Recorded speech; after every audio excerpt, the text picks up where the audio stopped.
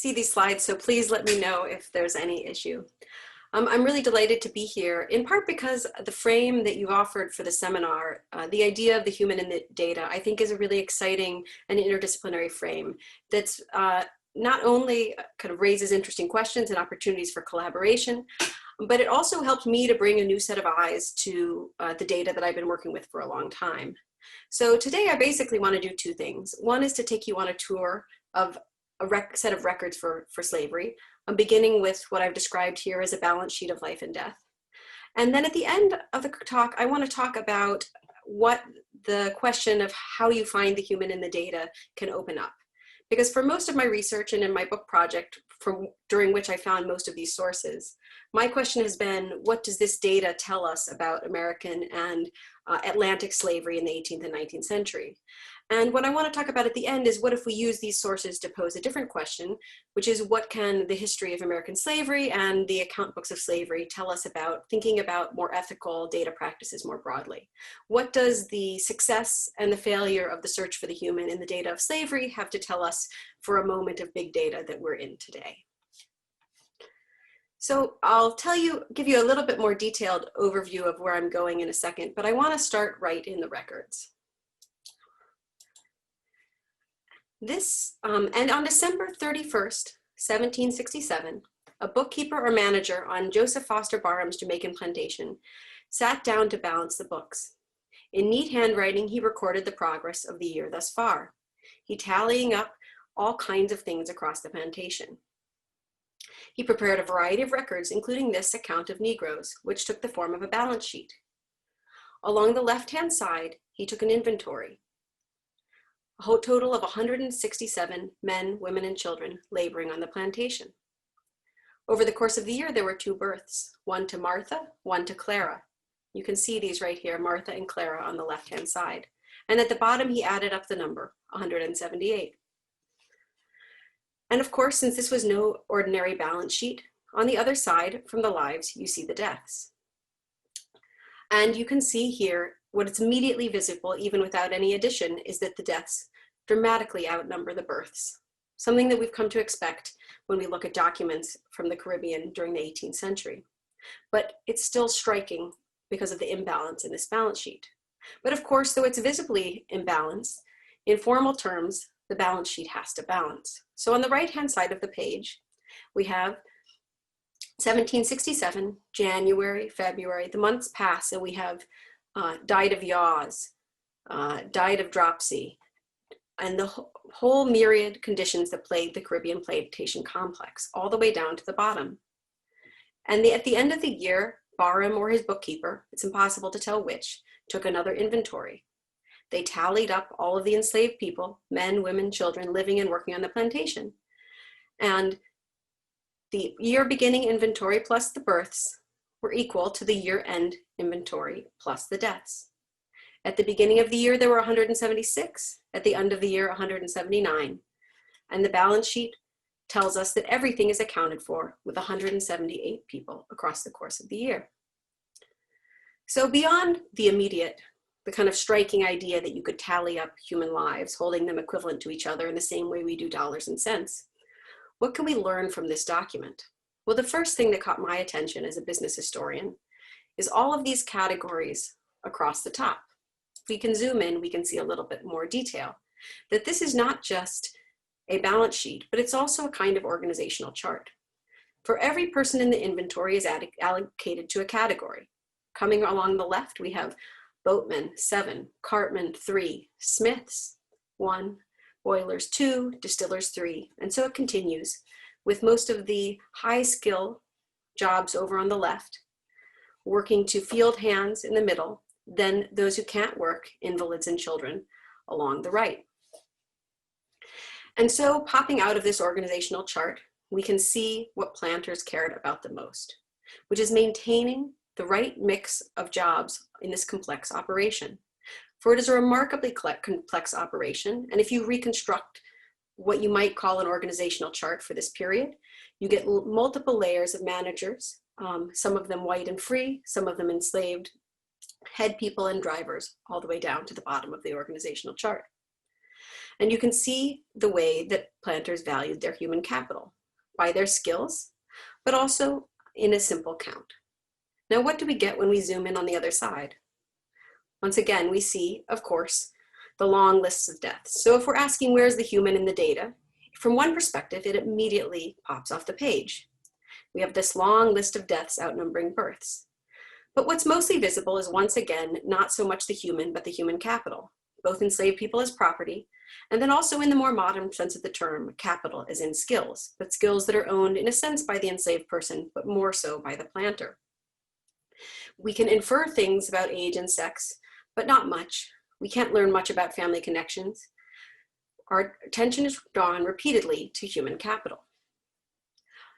And this is a theme that we see throughout records of coming out of slavery.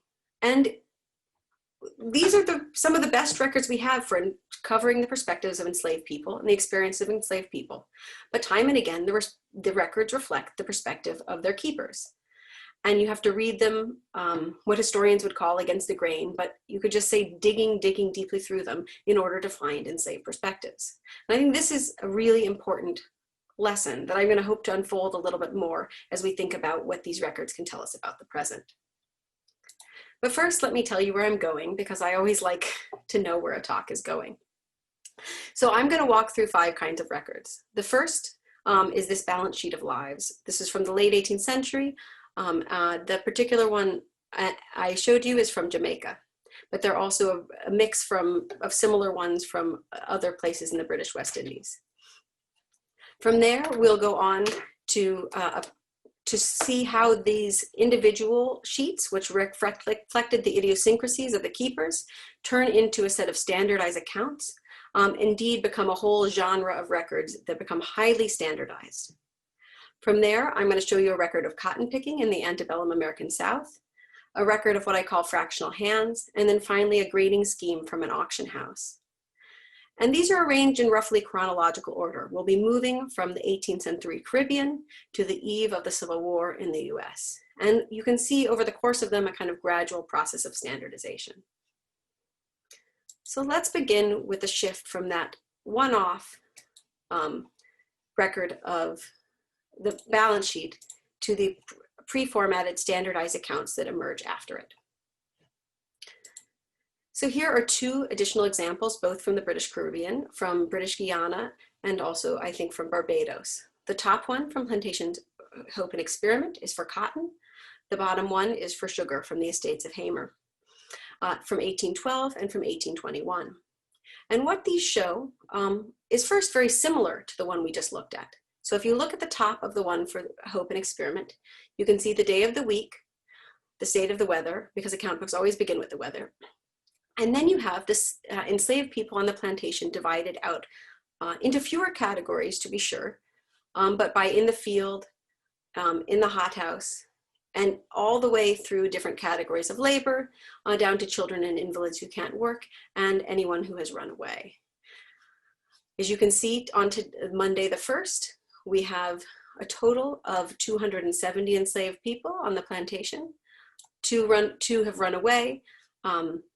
And each day, this is tallied up, and each day the total equals 270. Now this whole sheet would sum this up over the course of a month and then be folded up into a little bundle and could be sent back across the Atlantic for an absentee planter to look at. The record at the bottom is remarkably similar, except that it has many more categories of labor as would be required for growing sugar instead of for cotton and for distilling it. This is what the forms look like from a distance. You can see labor being accounted for, and then there's space for produce, space for employment, and other remarks. Down at the bottom, there's a discussion of the acreage being planted, and below that, the amount of food, in this case plantains, available on the plantation. And what emerges is a set of records that look remarkably similar, a whole genre of accounts, all intended to make sure every unit of labor is accounted for and to keep track of other key indicators. These would be completed each month, folded up into neat bundles, and sent across the Atlantic so that someone in London or elsewhere could unfold them and keep tabs on what their overseer and attorneys were accomplishing on the ground. If I were to translate this into the language of modern business, you might call this a dashboard. It's all of the data used to run a business compiled in a single place, drawing our attention to the indicators that are most important for running this particular business. Here's another example from Friendship Plantation, this one in British Guiana, and this example from October of 1921.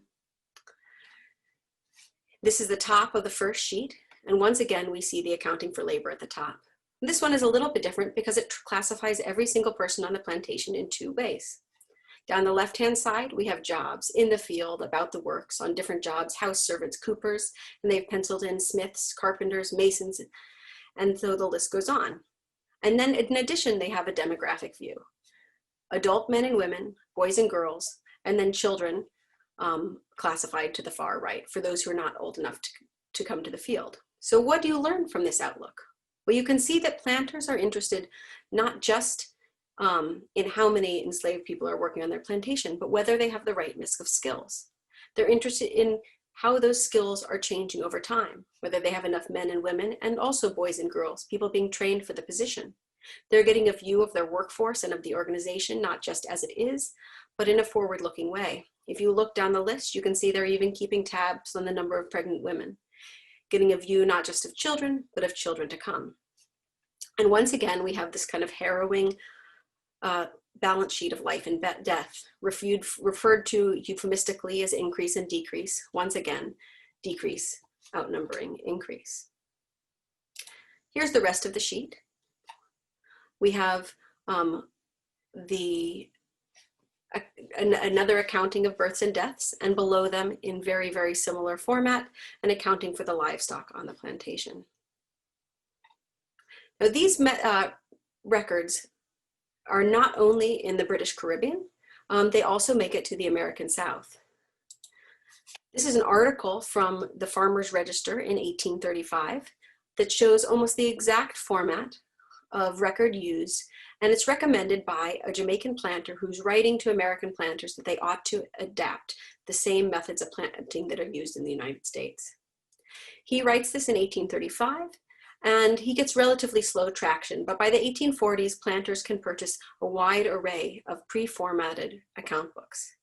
In a sense, it's the difference between these pre-formatted account books is like the difference between using an accounting software and using Microsoft Excel. Instead of just having a blank balance sheet, a blank spreadsheet, we have people's attention being directed to the things that Farquhar McRae and other planters thought were the most important metrics, which is a good opportunity to transition to the next genre from the list. This is an advertisement for Thomas Affleck's Plantation Record and Account Book. This is, in a sense, the bestseller of standardized plantation account books. You can see here that it's for sale in New Orleans and then across the South, and that this particular account book comes in two varieties, one specialized for cotton planting and the other specialized for sugar. Within these categories, a planter could choose based on the size of the plantation. Number 1 is for a plantation of 40 working hands or less, all the way up to number 3, which is 120. And eventually the sugar plantation record book would get even larger. Now, these are for plantations that were even larger than 120, because 120 would have referred to the number of regular working hands, and not everyone on a plantation would have been regularly sent to the fields. Within this book, there were between a dozen and about 16, I don't have the exact number at my fingertips, different records. And each one of these forms was intended to fulfill a different purpose. But across these books, when you look at lots of them, some of the records get filled out and some of them don't. And the one that always gets filled out in the American South on cotton plantations is the record of the amount of cotton picked. So that's where I want to take us next on our tour of plantation account books. In Thomas Affleck's book, this was Record C, one of the dozen or so forms that planters could fill out. But you could also buy a standardized book that contained nothing but records of cotton picking. Here's an example from Robert Stewart's plantation from 1860. And while this might look a little bit messy if you haven't looked at a lot of historical account books, it's actually remarkable how many days the data is complete. For Oscar, who later in this year sets a record for cotton picking on the plantation, picking near 700 pounds in a single day, we have every single day all of the data filled in. Similarly, most of them, we have a notation if someone is gone, if they're out sick, or if they're doing something else. So you can get a sense not only how much the average enslaved person picks, but for each individual person, how much can they be expected to pick on a particular day. Now, the other thing that you notice, and this is a moment where I think you see the human coming out of the data, is you can see how none of this labor is freely given. Looking down to Bally, we can see Bally has run away and that he's gone a full 10 days. Although if you actually look across, you can see that he's gone more than 20 days in the account book. Several other people also run away during this picking season. Perhaps it's because the labor is so grueling in the fields, picking constantly in and out, that causes people to run away. Perhaps it's because enslaved people actually have more power during the peak of labor. If there's too much rain, the crop will be damaged, so the planter needs them to bring it in as quickly as possible. What else can we see? While Bally is away, there are 2 days where no one can go to the field because it's raining, Wednesday and Thursday. And despite this, Bally doesn't return home. All week he's run away, you can see here in the margins. What does this tell us? It tells us that probably someone is giving him shelter. It tells us that maybe he's able to negotiate space, and that he expects to, and that he must have some kind of support elsewhere. That, or it tells you that it's worth it to stay away in the rain, and it must have really been raining if no one went to the field.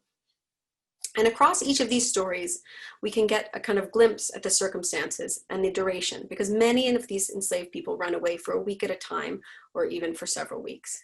All of the ones that run away in this account book return. They're seasonally absent from the plantation.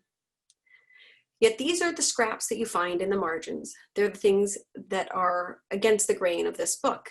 What you mostly see is that people going to the field day in, day out, and the planter being able to keep tabs, rounded off in 5-pound increments, probably reflecting the scale, to see not only how much each enslaved person is picking, but if you look at the bottom, to be able to measure their progress in picking day by day, make comparisons, and to tally that up and to compare it to different days over the course of the year. Here's a little bit of a closer look, and you can see people out sick. You can see the Bally's escape from the plantation and absence, and then later his return. And we don't know very much about what it took for a return, whether he simply decided that it was okay, that he would accept whatever punishment there was, or whether there was some kind of more extensive negotiation because the planter wanted him so badly to return to continue picking. But across the South, you have records just like this. And you have planters with big aspirations for what these records are going to tell them. Affleck, the author of the account book that was the popular account book that we saw the advertisement from earlier, said in a letter that he just imagined what we could learn if there were thousands of these scattered across the South and everyone reported back how much cotton their enslaved people were picking. You would learn that the thing that planters were absolutely obsessed with, which is figuring out how much labor an individual person could do so they could push that person to attain that maximum. And planters used all kinds of strategies to do that, but data was an important one. And keeping track day in, day out led them to push for faster paces of labor. They also used things like contests, with people reporting that they would group enslaved people by their skill, and then they would promise a reward to whoever picked the most cotton. The idea being that every enslaved person would be enticed to seek the reward, and thus at the end could be either one would get a prize, but the planter would know what everyone could pick at the end. Now, enslaved people, enslaved narratives write about strategies like this and about being aware of the high cost of revealing the maximum amount of labor they could do. So you also see people pushing against it, sharing cotton, and working to kind of prevent the data surveillance from being too extensive. Oh, sorry, I'm still figuring out how to I wanted to be able to point to my slides, so I've got a new method of Zoom going on.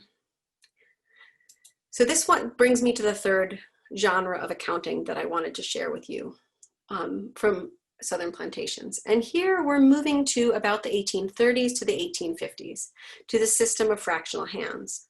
Now, before I get to the record, the thing that you're going to see measured here is people rated as fractions of a person. A prime field hand or a full person would be a prime-aged, skilled, healthy, strong person who could go to the field every day and to do the maximum amount of work that you could expect most people to work. So there were occasionally people who could pick more, who could work faster, but this would be the kind of top category of prime slave. And if the language sounds a little bit like grading, prime sounds like the same language as prime steak, well, it's because grading language was evolving at the same time, and we'll talk about that a little bit later. Because this is all part of the way that planters are looking at enslaved people, seeing them as fractions that can be summed up together rather than as individuals. So not only are planters trying to count the number of prime-aged and skilled slaves on their plantation, but they're also rating other enslaved people as 3/4 of a hand, as half a hand, or as a fraction of a hand. And so here's an example of that happening on the plantation of John de Saussure in 1850. As you can see, we have the names of each enslaved person, we have their age, and then we have their grading as half or full. And then occasionally we have remarks on their quality of life. So perhaps this is a moment where the human comes out of the data, but really we only see that two have died. We see that see that 2 have a falling bloom. 1 is not now in the field, so the pain has come so intense. So we can see this kind of glimpse of suffering, but we don't have a whole lot more information. So why would planters take care to grade people in this way? Well, every plantation had a different community, a different mix of people, a different mix of ages, a different mix of skills. And planters wanted to be able to compare their metrics with other plantations. So someone might consider 3 half hands to be equal to 1 prime hand and 1 half hand, or 1 prime hand and 1/4 hand. And then writing into the Southern agricultural press, someone like de Saussure would sum up the total number of hands on his plantation. And instead of totaling up the number of people, he would use this fractional tally. And that would communicate to someone else a method for making his hands equivalent to theirs. Planters sometimes bragged about how there's one example from Frederick Law Olmsted where he talks about how his plantation has a low number of prime hands per total hands. But this is because the women on his plantation are having so many babies, and the babies counting only as 1/4 of a hand are bringing the total down. By contrast, you have people who have disproportionately middle-aged slaves, and they are talking about a full number. They would kind of give a different number, and this allows for the equivalence. Now, it's a rough system. There's only 4 categories: 1/4, half, 3/4, and full. But this allowed planters to make comparisons. And I've seen at least one example where a planter rated people as tenths of a hand, 0.1, 0.2, all the way up to a full hand, and use that to give a more refined perspective on his plantation. Now, that same planter warns that the system is not very translatable and there's all kinds of errors can be within it, but they're working towards a way to look at enslaved people and seeing, instead of individuals, they're seeing kind of units of work. Something like a full-time employee, but of course not an employee, a kind of full-time prime slave. And one of the interesting things, and the reason that I picked this particular record from de Saussure's plantation, is because it has a full run that goes after the Civil War. And you can see how after the Civil War, in a sense, everything has changed, and in a sense, nothing has changed. De Saussure is still looking at making arrangements to work in 1866 with his former slaves. And when he works out a way to compensate them, to think about paying them for their work, he continues to rate them as full hands, 3/4 hands, half hands, and 1/4 hands. And then he uses that system to decide how much each person should be paid. Now, if you look at these fractional hand contracts, there is sometimes encouragement to be found. For example, in another set of records that I've looked at, after the Civil War, the 1/4 hands disappear. It doesn't mean that children weren't still working in sharecropping systems and things like that, but they weren't under the direct surveillance of the planter. So people are able to withdraw labor and to shield their children and their families from work directly under the planter. But more so, it shows that some of the same methods of thinking and calculating about enslaved people continued. The compensation looked different, but in other ways, the system is fundamentally unchanged. So if we take, this is de Saussure's fractional rating system, we can go and look and see what happens at the end of the year in 1866 when he chooses to pay people. This is his year-end balances. And each one of these formerly enslaved people, now freed people on the plantation, has their own page where he tallies up how much he owes them and how much they owe him. And each one, depending on what kind of fraction of a hand, gets a different size share. And depending on what they've consumed over the year, he charges them for various things. So if we zoom in at the bottom of the page, we can see the total that at the end of the year. And we have due to me, that's how much the enslaved people who are in debt to him at the end of the year owe him, $303. And then if you see the other side, how much does he owe to be paid out to enslaved people, you can see only $194.04. So not only is he continuing to look at the enslaved people working labor, the formerly enslaved people working in his fields as if they're fractions of a person, but he's also in practical terms ended the year ahead. He's done better than he did before in a sense. He's retained their labor for better than free, and they owe him at the end of the year more than $300, and he's only had to pay out less than $200 to keep them working. So the final record that I want to share today before moving on to the big picture is a grading scheme for an auction house. Now, in some sense, this is the most unusual by far of the records that I've shown you. If the cotton plantation record was everywhere in the South, showing how much cotton each person picked every day, this is the only example that I've seen like of this particular scheme. But when economists talk about commoditization, to what degree is something commoditized, they talk about grading schemes and they talk about futures contracts. Because the way that you have a futures contract, which is a contract to purchase something without reference to the particular individual. So in the case of an enslaved person, it would be to purchase a prime hand, not a particular person. They think of that as the kind of hallmark of commoditization, the hallmark of seeing something as an interchangeable unit. And one of the things we can see here is the extent to which planters were seeing people as interchangeable units. In much the same way that in cotton markets, they were seeing bales of cotton as interchangeable. In wheat markets, they were seeing a bushel of wheat as interchangeable. So here's the record from Betts and Gregory auctioneers on Franklin Street in Richmond, Virginia. And once again, I'm sorry about, I think you're seeing, let me see if I can get rid of that. There you go. But I wanted to be able to show you where I'm looking as I analyze this. So this is from the Betts and Gregory auction house in Franklin Street in Richmond, Virginia. And as you can see, it's a pre-printed blank letter. And this one is from the very right before the Civil War, 1861. And they write, "Dear sir, we beg leave to give you the state of the Negro market and quote them as follows. Extra men, $9.50 to $1,000. Extra is probably a grade above prime. This would be extra extraordinary, people who are above grade, people who would have been on the far left-hand side of that balance sheet in life or death, people with special skills, Smith and the like.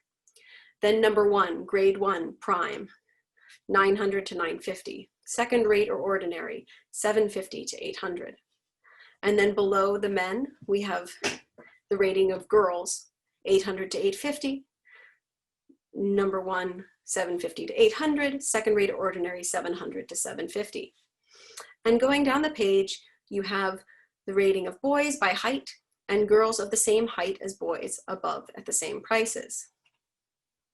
Now, why would you choose to rate children by height? It seems more useful to rate by age. And though I haven't been able to find planters confirming this in their own words, my belief here is that height is something that could be measured by buyer, measured by seller, without an enslaved person, him or herself, inserting themselves into the sale. Age is something that you might or might not know, but more importantly, that an enslaved person can dispute and can shape. By contrast, a measurement is something where that the enslaved person's perspective can be cut out and they're less able to influence the course of the sale. And it's also something that can be done kind of at the point of sale. And I've seen, I've never seen a form like this, but occasionally in letters you have people referring to things like pricing by the pound, the idea that a person of a particular weight would sell for a particular amount as an alternative way to measure and grade children. And then at the bottom we can see, as in the others, that this gives us not only a view of the kind of whole range of enslaved people, but also of the possibility for reproduction. And so at the bottom we see good young women and first child 850 to 900, which is a high rate, especially considering this woman is likely to be occupied in part by taking care of the child. But what else you learn if a woman is being sold with a first child is that not only is she fertile, having had children, but she's also survived childbirth. So she's likely to survive childbirth again.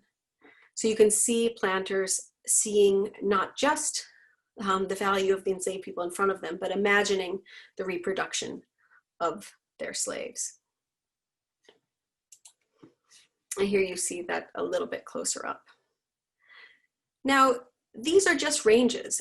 And when you look at actual sales, often the prices are more precise. And so in kind of actual sales, you don't always see people following into these categories. But planters were able to communicate the state of the market as if enslaved people were interchangeable, communicating as if one FTE could be simply substituted for another. And as this, you can, on that question of like what happens with futures markets and things like that, you know, economists have sometimes said, well, there were no futures markets for slaves. You know, the market was only a certain way. And I think documents like this suggest that at its largest, the internal slave market was moving in the same direction as many other internal sales markets, as internal markets for cotton and for wheat, and in the way that it was developing financial instruments and schemes to value people. And this is a direction that kind of lots of new research is going, with people working on finance and slavery, thinking about enslaved people not just as working assets and laborers, but as potential sources of credit to be mobilized through mortgages and through insurance policies, etc. And in a sense, documents like this one, account books, are the kind of paper infrastructure that's going to allow those financial changes to unfold. So having walked through a number of these documents, what can we make of them? Well, the conclusion that I've drawn in most of my work is not so much about data, but about slavery. And it's that a subset of slaveholders were not just data literate for their time, but some of them were quite data obsessed, and they used data and accounting as a tool for control. Not only this, but data was highly compatible with, even if I were to borrow a business buzzword, you could say synergistic with slavery, where it was easy to keep track of and keep tabs of enslaved people in the terms of data because planters had so much control over them. So we have a circumstance where violence and technology are going hand in hand. But in a sense, the question that's posed by the framing of your seminar, where can we find the human in the data, makes me ask the opposite question. So instead of what can we learn about slavery from the evolution of this data, what can we learn about modern data practices and from the history of slavery? And how can we pose questions and observations that allow us to develop more ethical data practices? So the first thing is that, of course, sometimes you can find other stories here. You see that people have run away. You see individual people jumping out from the page. You can find the human in the data, and this is what historians of slavery have done with lots of these records before. But as much as that sometimes happens, as much as people sometimes jump off the page, more often you don't find the human in the data. Or if you're looking hard to find the human in the data, you find not the enslaved person, but the enslaver. You find the planter. You find the right maker of the data.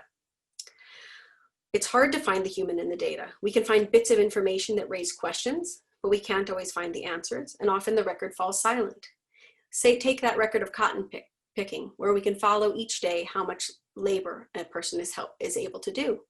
That record falls completely silent once the picking season is over, and it picks up again only in September.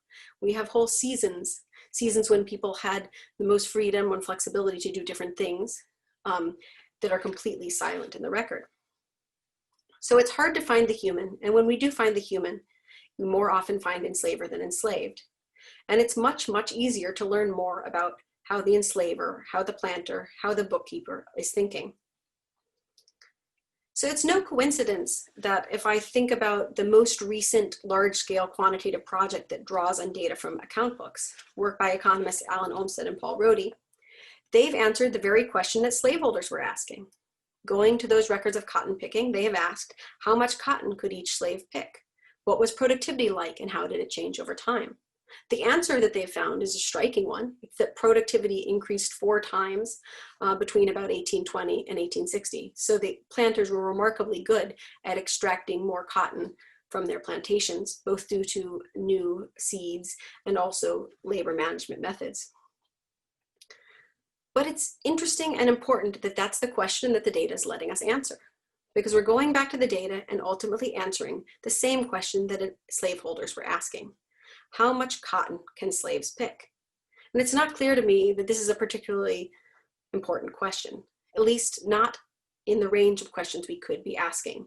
And it's quite clear that what this data is revealing is not so much the human in the data, but the possibility for profit in the data, the possibility for economic growth and production.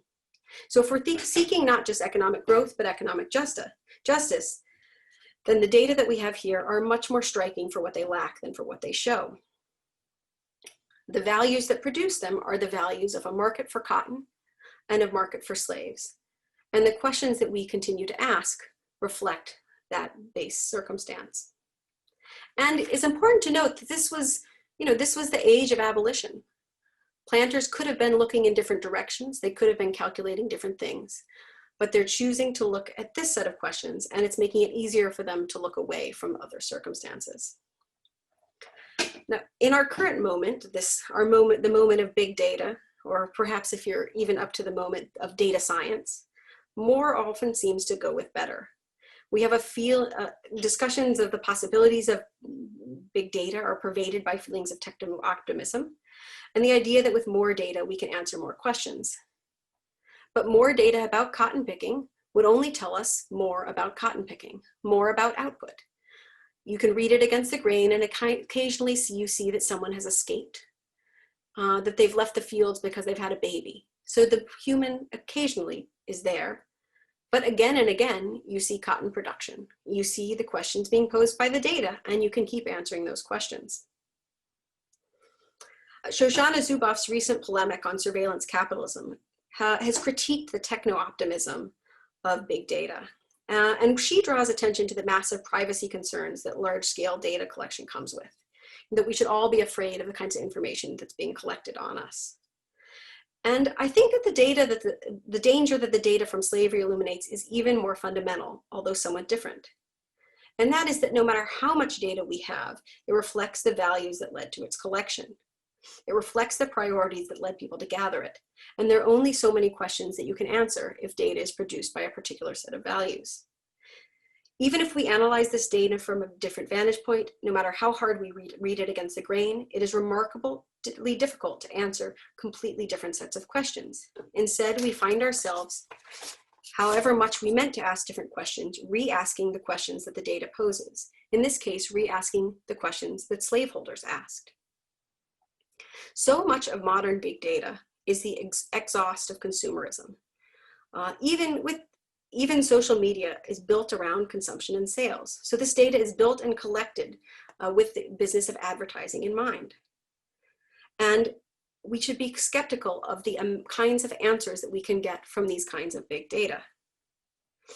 It's very difficult to answer different questions if the data is collected following a particular set of values. Even more alarming, of course, as scholars of information technology like Ruha Benjamin and Sophia Noble have shown, the algorithms themselves can replicate biases.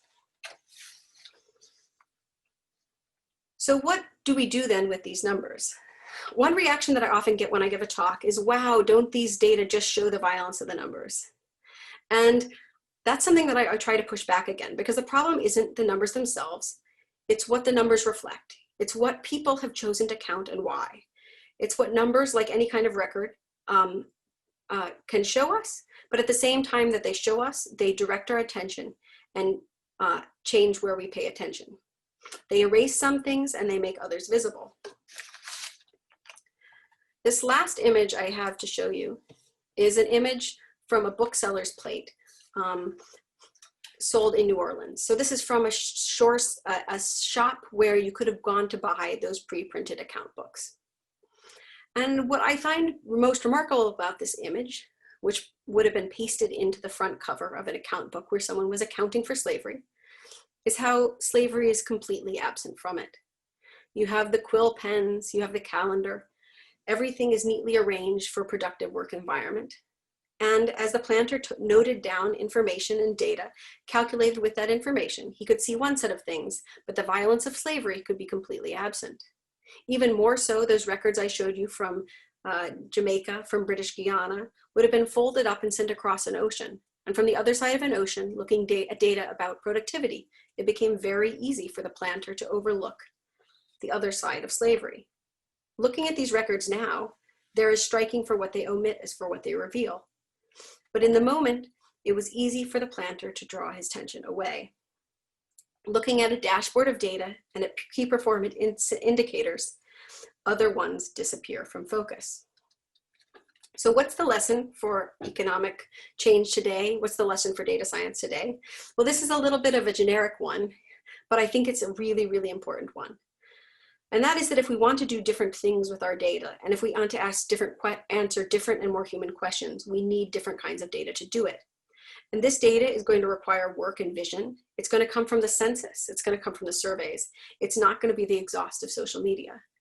It's not going to be simply the bigger data, because no matter how big the data gets, and this was big data in the 19th century, these tens of thousands of data points, they're only going to allow us to answer, and they're even going to encourage us to answer the questions of those who pose them. Thank you. I think that's my 45 minutes. I'm excited to answer your questions.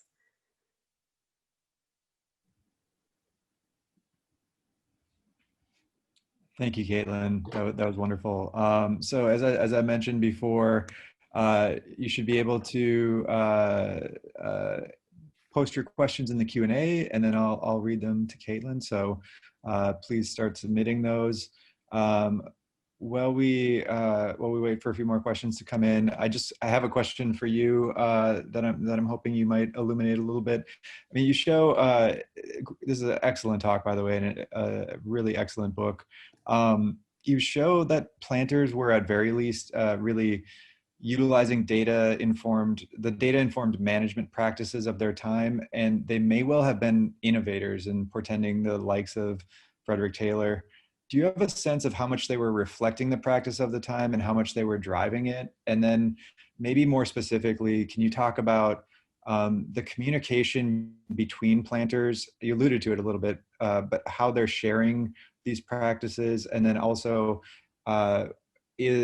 talk to the degree about maybe how much the management of enslaved persons on a plantation is informing other management practices in American business largely. So I'll start with, I think there's maybe three separate questions. One is, how innovative are planters? Like, are they ahead, or where do they fit? And the second is kind of how does that connect to other people? Like, so are they innovating on their own, or is that influencing practices elsewhere? And so on the subject of innovation, I think that they're kind of ahead of other parts of the country in a couple of ways. So the first, I put back up here this statement of cotton picked. And I did not intend to write a book about the history of slavery. I was interested in the history of data and of productivity. And I started off looking at textile mills from the same time. And one of the things that amazed me about many of those records, and there are exceptions that are very sophisticated, but was how much turnover there was in textile mills, et cetera, in the middle of the 19th century. And there was often 100% or 200% of textiles, of turnover. So instead of getting a sheet like this that's mostly filled out, where you have people whose data is tracked day in, day out, and you have kind of relatively consistent information that allows you to analyze productivity, those have people quitting left and right. And it's really their focus in a lot of factories is simply to keep the machines running and to stay staffed. So the idea that they could calculate productivity per person and try to kind of increase that through strategic moves is like not even yet a question that they're able to ask, because they're just trying to keep the factory running. So you see planters collecting the detailed data that someone like Frederick Winslow Taylor is going to be collecting decades later, earlier, and putting that data to work. Now, the question is, like, how does that data then influence what other people are doing? So there's two things to know here, which are kind of in tension, I think. One is that the planters are connected into networks of people that are in both factories and in southern plantations. So they are communicating the most among themselves, sharing methods both in journals, but also through these kind of pre-formatted books where they publish a book and they sell it and they replicate their practices this way. But some of them are also sharing those practices beyond the South. Like there's a journal editor in the South who also is at the same time editing an agricultural improvement journal in Rochester. And after the Civil War, Thomas Affleck, the guy I mentioned, his son decides he's going to publish his account book, but in a version for free labor, and that he's going to sell it across the United States. He's not that successful, but there are pockets of information going back and forth. There's also a few people who are innovators in scientific management who grow up under slavery, particularly Henry Lawrence Gantt, who's famous for creating Gantt charts. He is born in the 1850s and kind of grows up and is educated in the context of slavery, and then goes on to work in scientific management. Now, it's unclear whether he takes all this, like, how direct the line is, though he does. His most famous innovation in scientific management is the task system, which is, people who study slavery are very familiar with task systems being a way of allocating labor under slavery. So the other thing I wanted to flag is that the other area I think planters are really very innovative is in calculating depreciation. You don't see very many factories calculating depreciation until at least the 1880s, and planters are depreciating and appreciating slaves in the 1850s. So they're like right with the railroads in being the very earliest adopters of depreciation. Thanks, Caitlin. That's really excellent insight, and I think it speaks to just how much reckoning we have to do with all of these practices still today. So our first question is just asking about when data collection and history converge. Do you have advice for maintaining the human and the personal within numbers? So maybe thinking about how you treat these documents as reflections of human beings as well. So I think it's something that you have to constantly bring yourself back to. I mean, it's like a process of reminding. So like if you're thinking about, if you run a business and you have a data dashboard that you're looking at, well, every time you tally something up about your labor costs, important stuff is being erased.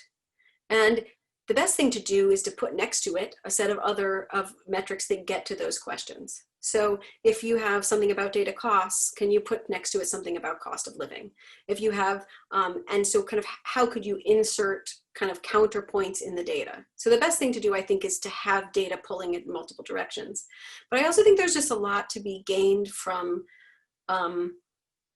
simply stepping back and thinking about it. And the reason that I say this is, I mean, one of the things that I find disturbing about working in the archives of slavery is that I go two ways. One way, I see someone, I see a baby born in the plantation, on the plantation, and you see a baby die on the plantation, and you kind of you see how horrible it is.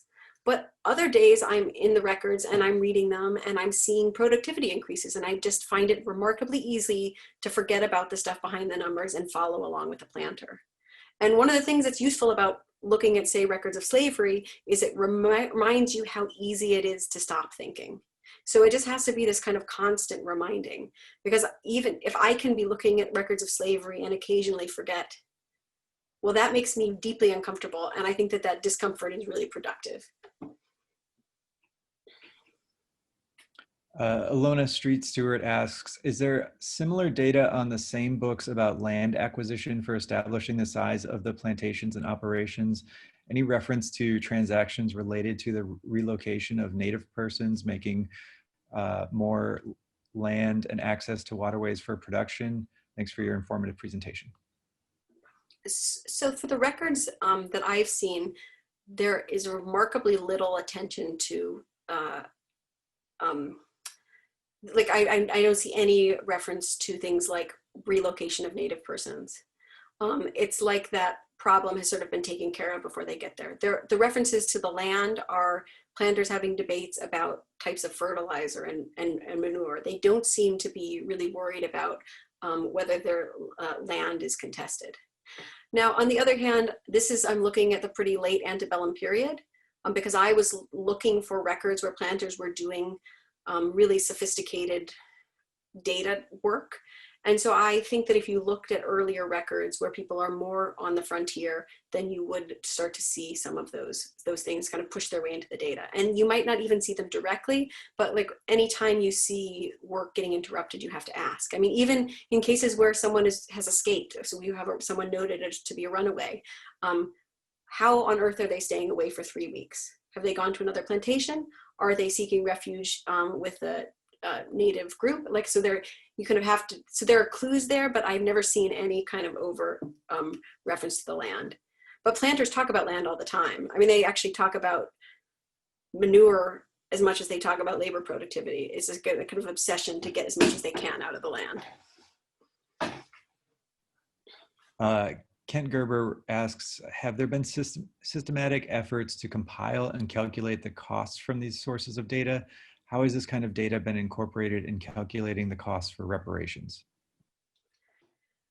So I have seen examples of people, trying to do analysis of the data, and they're trying to figure out things like productivity.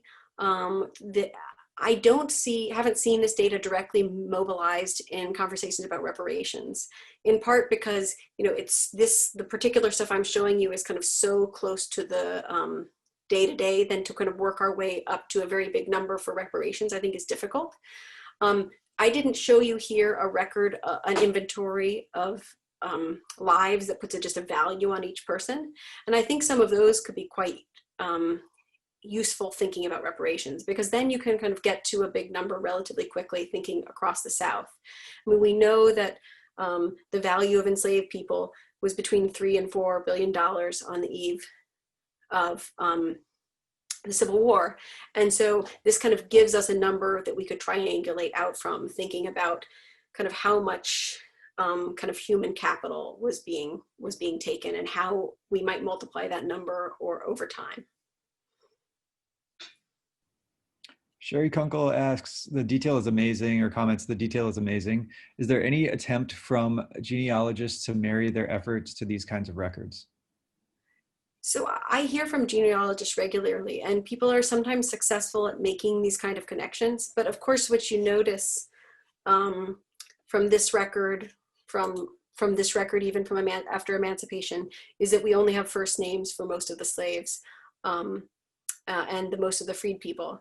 And it's really, you have to already have a lot of clues to, I think, be able to do successful genealogy moving back, because it's just much, much harder than, say, going back through a census. And especially when the census doesn't have the same amount of detail or information on slave censuses, then people run into some dead ends. But when people know like if you know that your ancestors come from a particular plantation, then you can get quite lucky if you find that plantation has detailed record books and move back from there.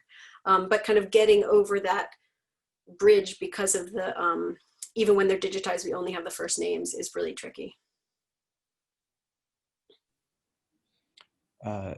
We have a little bit lengthier question, so I'll try to pick out a few things in here. It's from an anonymous attendee, but somebody who works at a historic site that was a military post. So they say, we have thousands of records of enslaved people in the form of records of reimbursements offered, officers received.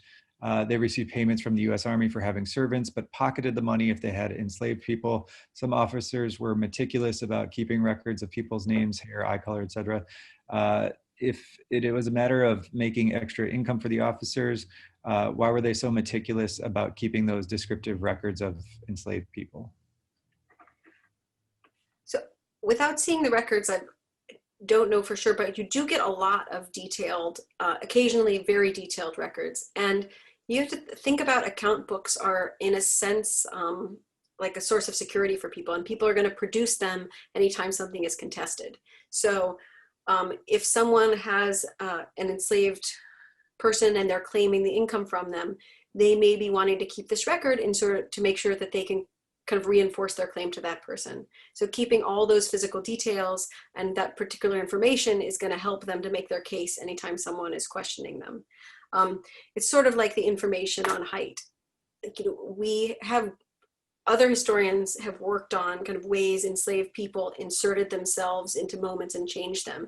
And keeping a very detailed description of someone kind of gave you more control. It was like a way of demarcating kind of your property. And you find some inventories like that where they keep track of people's shoe size, or they even keep track of gradations of color that someone is, with the idea that they could identify them. So then sometimes it's because they think that they're going to be able to figure out productivity from something like shoe size. I mean, there's kind of, it's an interesting mix of simply keeping security, and then also because planters think that they're keeping track of data that they think might be useful to them. We have a little bit more time left, so a decent amount. So I encourage you to get some more questions in there. But we have a question here from Miranda Joseph. Miranda writes, "Thanks for a great presentation. To what extent did the enslaved workers have to participate in the creation of the records of productivity?" So their enslaved people were essential parts of the information infrastructure of what made plantations run.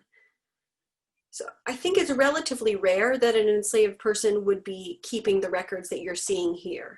But there are several stages to keeping the records before you get here. Like the most notable one is that, so say, let's go back to the record of cotton being picked. Well, when the cotton is picked, it's probably not first written down in this book. It's probably first written down on a slate.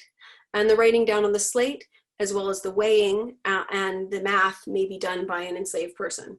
So that kind of first stage of recording is happening with an enslaved person.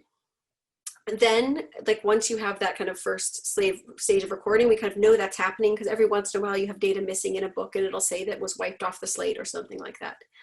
And we also have some slave narratives where people talk about their role in weighing cotton, or their role in keeping track of the data. Now, in some cases, enslaved people are forbidden from being able to read and write and do math. So I can't remember which slave narrative right now, but there's a really amazing slave narrative where he talks about how it's his job not only to to do the weighing of the cotton, but he also has to memorize all the weights of what enslaved people are picking every single day, and then he has to report those out at the end of the day and to be recorded in the journal. And he describes how he's like worried that he's not going to be able to remember them.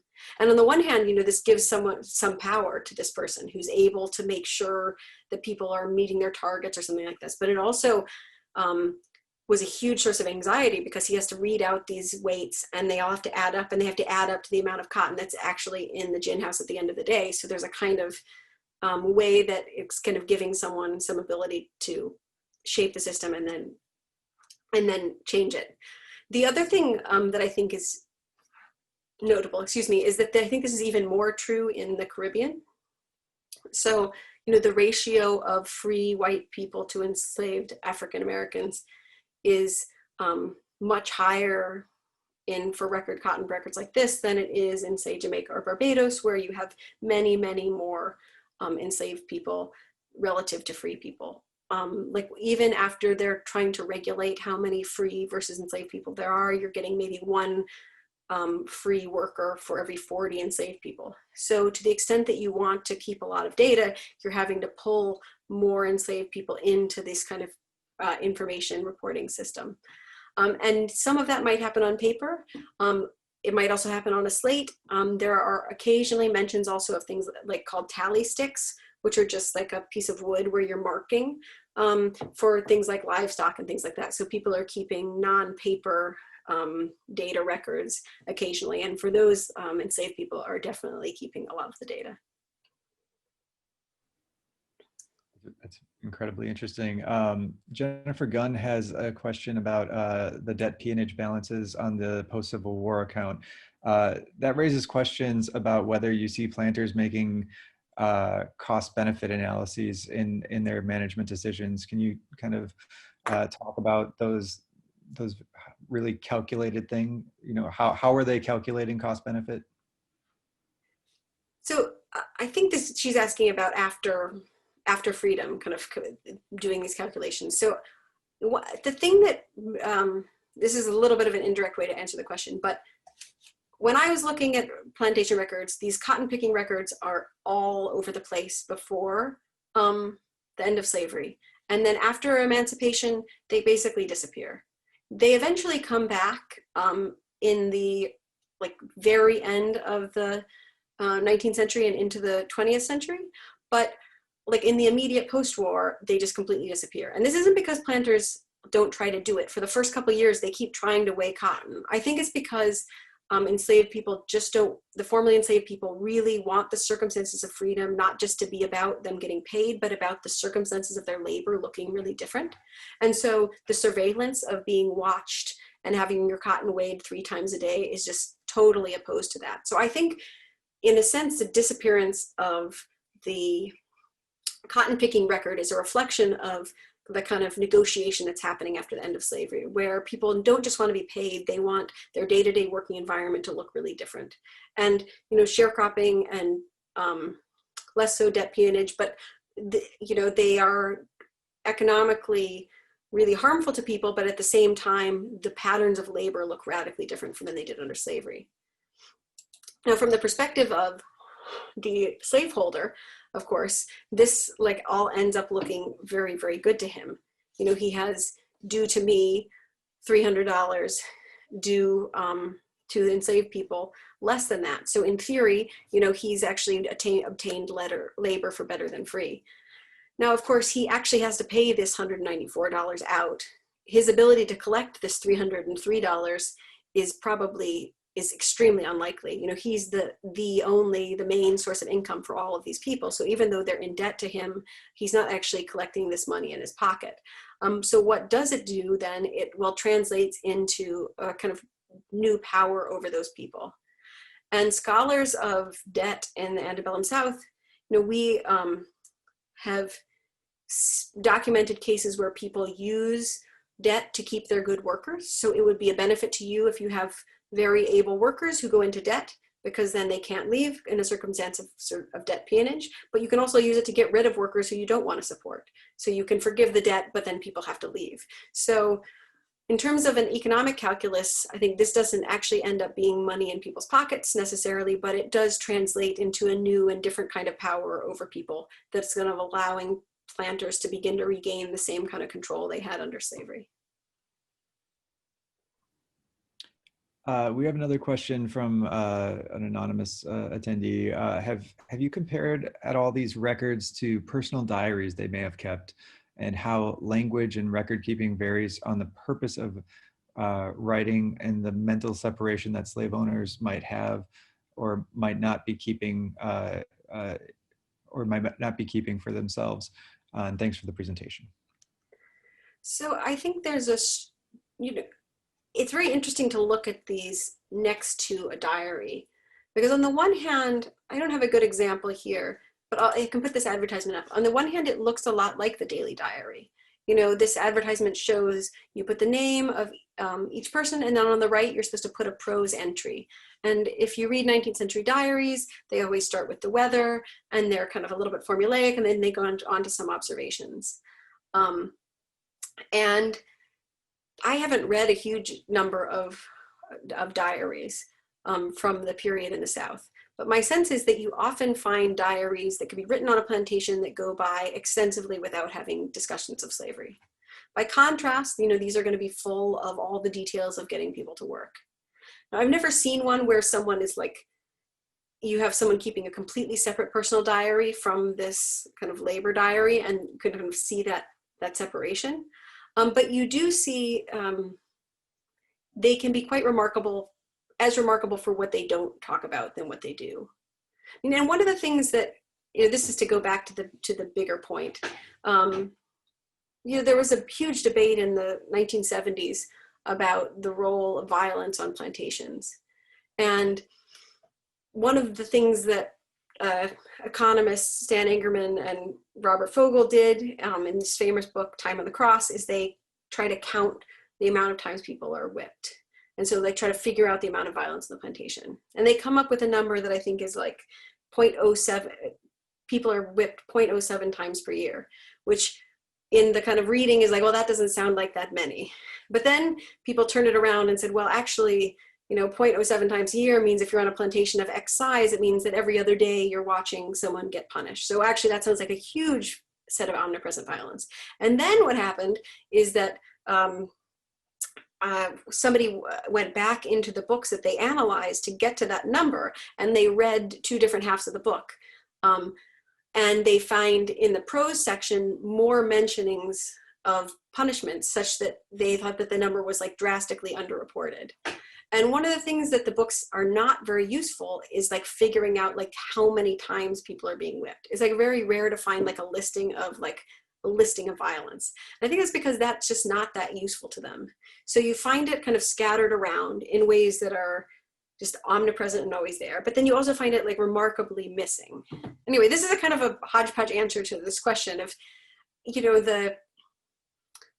how do these kinds of books allow people to forget about the worst parts of slavery? How do they give people distance? Sometimes they give people distance because the violence is like literally invisible. All you see is the productivity. But other times they show that kind of people become habituated to that violence. And you have people remarking on how people just become accustomed to toting all this up. And so it starts to seem like no big deal. And so in a way, those are intention, but I think depending on who's keeping the record, it can work both ways. So I have another question for you. You mentioned in the beginning of your book that you started as a management consultant before you became a professional historian. And so I'm interested, since you have that perspective and are probably in some way at least connected to that world, and you obviously study it historically, how are there any firms? This research seems so new in some ways that we haven't really grappled with these management techniques or scientific management in general as being this racialized thing or having this past that's so deeply associated with slavery. Is there any pocket of kind of the contemporary corporate world that is dealing with this in any way?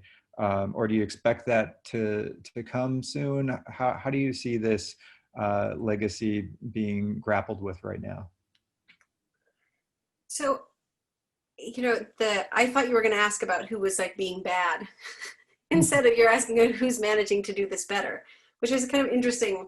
So, I mean, I worked for McKinsey & Company as a management consultant, and yeah, I think partly because of Mayor Pete, McKinsey has been all over the news about all kinds of bad stuff that they've done. Like they had contracts with ICE, contracts with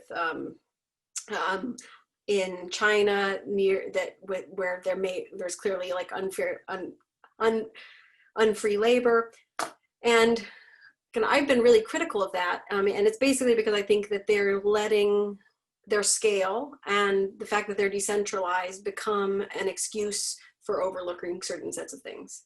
And so they're using autonomy and calculation and this kind of idea that they're a decentralized network where different people have different things as a excuse to not look closely at what the kind of different sources of income represent.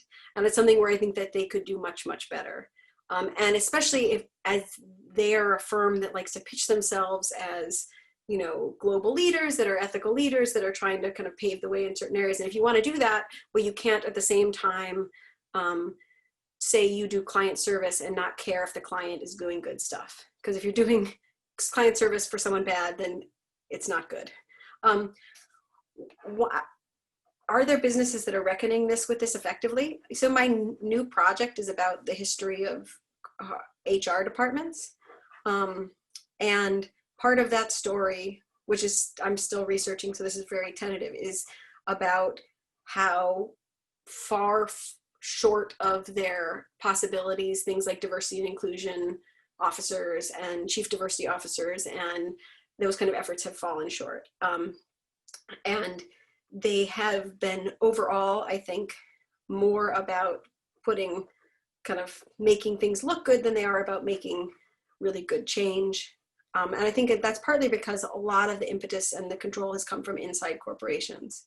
So where are we going to see this looking better? I mean, we have universities, I think, are doing a pretty good job of studying slavery. So maybe we're going to get corporations studying slavery, thinking about their connections to slavery. Most of them are probably not going to do it on their own, but like there's been great research on how insurance companies relied on slave policies. Big companies like New York Life and Aetna and AIG all issued slave policies. So what does it take for those companies to start thinking, well, we need to study this legacy ourselves and we need to have our own plan for reparations? I would like to see that. And I think we're in a moment where that could happen, where you could even start to see, you know, we have stickers on everything we buy, they're B Corps and like they treat cows well and they're environmentally friendly and et cetera. I mean, maybe we're going to get reckoning with racial injustice kind of markers. And I would hope that those could make some kind of difference. I don't know. I'm not that optimistic, but maybe. Thanks for giving it a shot. It's a hard question to answer, I'm certain. So we have another question from Jennifer. Jennifer noticed an interesting demographic spread by age in one of the records. Do you see an analysis of actual relationship of age and productivity and decisions about managing a plantation's enslaved population? So one of the most, so I think it varies a lot because it varies by crop. And planters are motivated to keep everyone working. You know, they're motivated to make someone who can't go to the fields, to have them do childcare or to put them to work as a watchman. So there's like a certain way that they are positioned to not to have a much broader demographic spread. But in particular, where you have large plantations with planters owning multiple plantations, you do see people being strategically moved from place to place based on their age. I have one example of a planter in Virginia who is growing wheat. And then his plantations, you can see he rates the value of each enslaved person. And then some of them, he marks them as being sent to Mississippi because he also has a plantation in Mississippi. And the people he's sending to Mississippi are like 16 to 25-year-olds, more men than women, but some women. So he's sending, it creates this kind of hollowed out demographic structure on one set of plantations. And then in the other set of plantations, disproportionately large number of prime age people. But they're also like, this is something where planters have only so much control. So you also see planters being thwarted in like reproduction and reproduction are things they aspire to control and that they have at the end, only limited ability to influence. So there's like a big tension there. But this particular case, you see effectively one plantation is being used to raise people and send them to work in a more profitable industry while maintaining a kind of nursery-like setting of young people and older people. We have a comment in the chat here from James Kuhn, who writes, here is some simple calculation to estimating the value of stolen labor based on census figures, average lifespans, etc. From 1776 to 1865, there are 12 million slave lives flowing through the system. Using a market price of $600 per slave in 1885 is a reflection of the present value of a slave's labor net of costs. This is about 150,000 in 2020 dollars. The value of slave labor not paid to slaves is 1.8 trillion. So I don't know if you have anything to say about those estimates, but certainly an interesting point. So I haven't done my own calculations, but we got plenty of data and we should be doing those calculations. And I think there's a lot of ways to do the calculation. One is about denied wages. But then I think you also have to think about, what's happened between now and then. Any like really good accounting should consider the effects of Jim Crow and redlining and things like that kind of going forward. I think that there are people who've estimated things like what proportion of their wages did enslaved people consume in the form of, so like kind of how much would people have been being paid if there's a wage?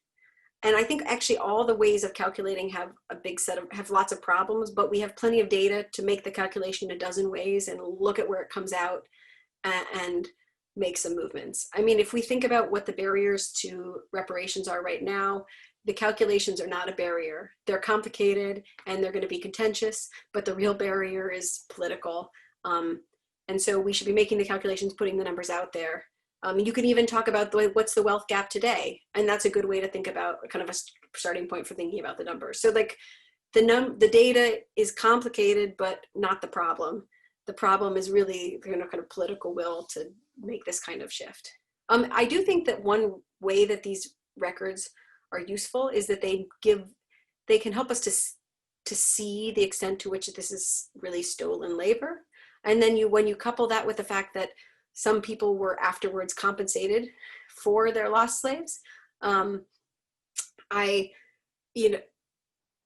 it's like it helps I do think it does help to make a case for reparations. I mean, I'm very in favor of reparations, and I just think that the complexity of the calculations is a fake problem. And if anybody tells you it's because we can't calculate it, that's not true. There's lots of ways to calculate it. The problem is, do we have the will to try to make this better? Certainly. One other question here in the chat. Do you see the calculation of health obviously noted in the grading of fractions of hands? So you definitely see some remarks on health in the fractions of a hand. Sometimes it's literally, like I've seen an account for someone rated as half a hand and it says literally one hand off, like the person is missing a hand.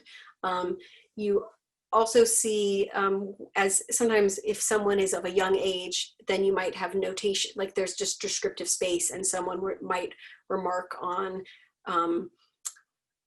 their health or their temperament as a reason why they've been graded in a low category. I've also seen, like I have an example of a woman who's graded as a low fraction, and I think it's simply because she's spending a lot of time doing childcare, so she can't work at a full amount. Jennifer Alexander writes, I apologize, Jennifer, I had to step away for a second. Did you comment on where this work fits into the newer histories of capitalism, or in economic terms, might you characterize the economy under which these data are relevant? So, I mean, this is a question, like, is this indicative of a capitalist economic system? This depends how you define capitalism, of course. And when I think about capitalism, I think about market systems where the owners of capital have a disproportionate amount of power. And in a way, this is a system where we see owners of this human capital using it to exercise labor control. And from that perspective, I think that this is very much like a capitalist society. Whether you want to call it capitalism is, of course, a matter of definition. But we've had a way of discussing the South where it's sort of, we say it's in but not of the capitalist world. And I think that it is in the capitalist world. And the word capitalism, some of you, I have a recent article where I define capitalism, and I feel like defining capitalism is this like rabbit hole that can lead to all kinds of confusion.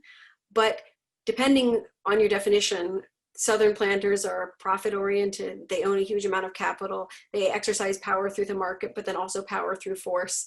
They are highly financially sophisticated, and many of them are highly leveraged. So kind of depending on your criteria, I think it's quite clear that they fit into a capitalist system. And whether we want to use the title capitalism, I think it's an appropriate description of them. But I think the more important thing is that we don't talk about the history of slavery and the history of the South as if it's somehow separate from the emergence of American capitalism. We have to talk about the two as emerging together and in combination with each other. And so we can call it whichever we want to, as long as we talk about the things as if they're deeply connected, which they were.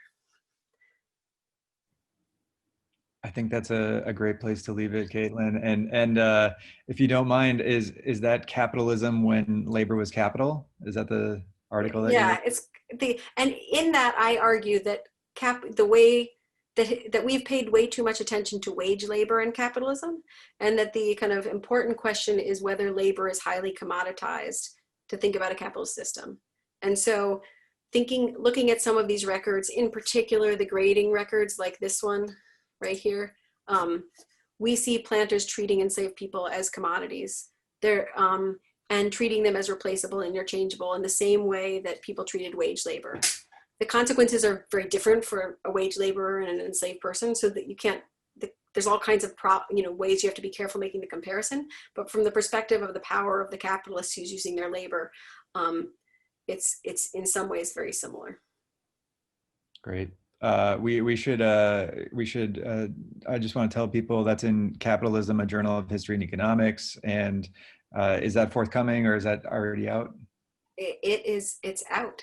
Okay, great. Yeah, so look that up. Thanks again. We really appreciate it. This is, I appreciate so much how you tied into our theme of the human and the data. And this is just an excellent presentation. So I hope everyone will join me in giving a virtual hand clap to Caitlin Rosenthal. Thank you for your time. And we hope to eventually, some years down the line, get you on campus. Someday in person. Thank you very much. Take care, everyone.